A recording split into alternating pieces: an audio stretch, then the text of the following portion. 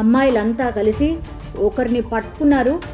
చున్నీతో అతన్ని కట్టేసి పోలీసులకు కాల్ చేసి ఆ దుండగుడిని అప్పగించడం జరిగింది. కానీ ఒకటి చెప్తున్నారు, ఆడపిల్లలైతే ఈ ఇన్సిడెంట్ తర్వాత ఇది మొదటిసారి కాదు, చాలా టైమ్స్ మేము చెప్పే ప్రయత్నం చేశాం. ప్రిన్సిపల్కి కానీ వీసీకి కానీ చాలా టైమ్స్ మేము చెప్పే ప్రయత్నం చేశాం. మాకు సెక్యూరిటీ వైజ్గా చాలా లోపాలు ఉన్నాయి.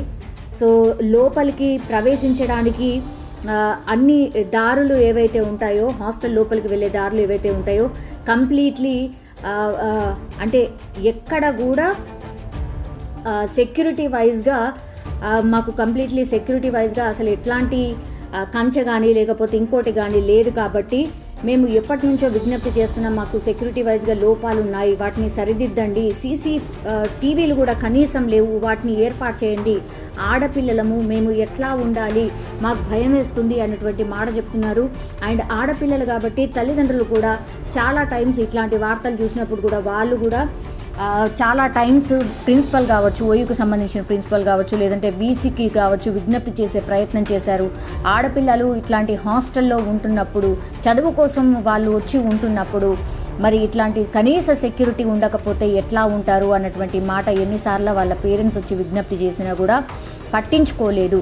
ఇప్పుడు పట్టించుకోలేదు అన్నదానికి నిదర్శనం ఇక్కడ మనకు స్పష్టంగా కనిపిస్తోంది. అర్ధరాత్రి ఈ ఇన్సిడెంట్ జరిగింది. పూర్తిగా హాస్టల్లో ఆడపిల్లలు మాత్రమే ఉంటారు. ఉస్మానియా హాస్టల్లో కేవలం ఆడపిల్లలు మాత్రమే ఉంటారు, మనందరికీ తెలిసిందే. సో వాళ్ళందరూ కూడా కాలేజ్ స్టూడెంట్స్, వాళ్ళు వెళ్ళి అక్కడ ఉంటూ చదువుకుంటున్న పరిస్థితి. కానీ వాళ్ళకి సెక్యూరిటీ వైజ్గా అక్కడ ఉన్నటువంటి లోపాలు రోజు కూడా భయంగానే వాళ్ళు ఉంటున్నటువంటి సిచ్యువేషన్. కానీ తప్పనిసరి పరిస్థితుల్లో అక్కడ ఉంటున్నాం, కానీ మాకు సెక్యూరిటీ వైజ్గా చాలా లోపాలు ఉన్నాయి. సో దయచేసి పట్టించుకోండి, దయచేసి మా విన్నపాన్ని పట్టించుకోండి అని ఎన్నిసార్లు విజ్ఞప్తి చేసినా, కొన్ని సంవత్సరాల నుంచి నేను విజ్ఞప్తి చేస్తున్నా కూడా మా మాటలు అసలు పట్టించుకోవట్లేదు. అయినా సరే భయంతో మా జాగ్రత్తలో మేము ఉంటూ ఇక్కడ ఉంటున్నాము. కానీ ఈరోజు ఇన్సిడెంట్ ఏదైతే జరిగిందో కంప్లీట్లీ ఈ దుండగులు ఎవరైతే ఉన్నారో, ఇద్దరు దుండగులు వచ్చారట. కానీ ఒకతన్ని డేర్ చేసి అమ్మాయిలు పట్టుకొని చున్నీతో కట్టేసి పోలీసులు వచ్చే వరకు వాళ్ళే అతనికి కాపలాగా ఉంటూ పోలీసులకు అప్పగించడం జరిగింది.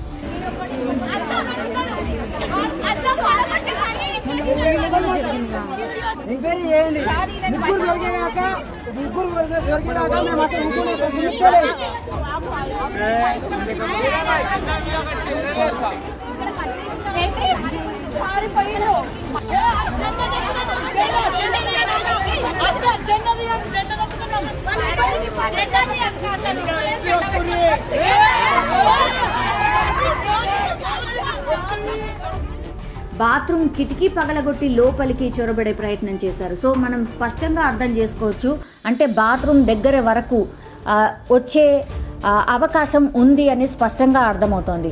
సో చాలా టైమ్స్ ఇట్లాంటి ఇన్సిడెంట్ జరుగుతున్నాయి, కానీ మమ్మల్ని ఎవరు పట్టించుకోవట్లేదు అంటూ ఈరోజు మార్నింగ్ నుంచి అయితే, అంటే గత రాత్రి జరిగినటువంటి ఇన్సిడెంట్, సో మార్నింగ్ నుంచి పూర్తిగా హాస్టల్ ముందర అందరూ ఓయూకి సంబంధించిన క్యాంపస్ స్టూడెంట్స్ అందరూ వచ్చి ధర్నా చేస్తూ ఉన్నారు.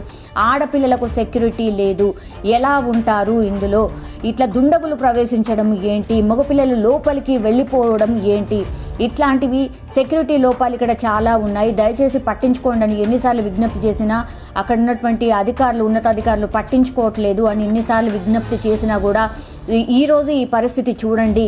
ఈ గతంలో అయితే ఇప్పుడు ఆ దుండగుడు ఎవరైతే ప్రవేశించాడో వాళ్ళని పట్టుకున్నారు, కానీ గతంలో చాలా టైమ్స్ వీళ్ళు పట్టుకునే ప్రయత్నం చేసినా కూడా వాళ్ళకు దొరకకుండా తప్పించుకొని మళ్ళీ పారిపోయారు. సో రెగ్యులర్గా ఇట్లాంటి ఇన్సిడెంట్ జరుగుతున్నాయి. రాత్రి అయితే భయం అవుతోంది అన్నటువంటి మాట చెప్తున్నారు ఆడపిల్లలంతా కూడా.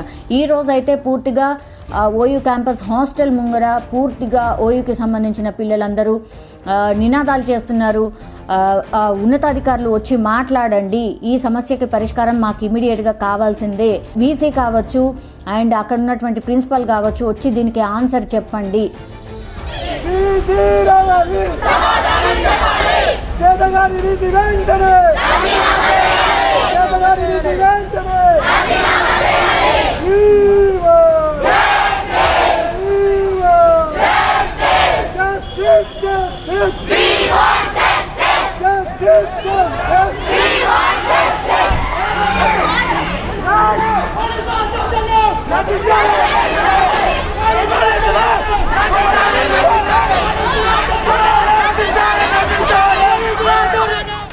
అన్నటువంటి మాట ఓయూ స్టూడెంట్స్ అయితే చెప్తున్న పరిస్థితి మనకు స్పష్టంగా కనిపిస్తోంది. అక్కడ పోలీసులను కూడా చూడొచ్చు, ధర్నా చేస్తూ ఉన్నారు, రోడ్డుపై బైఠాయించారు, దీనికి ఏదైనా పరిష్కారం కావాల్సిందే అన్నటువంటి మాట చెప్తున్న పరిస్థితి కనిపిస్తోంది.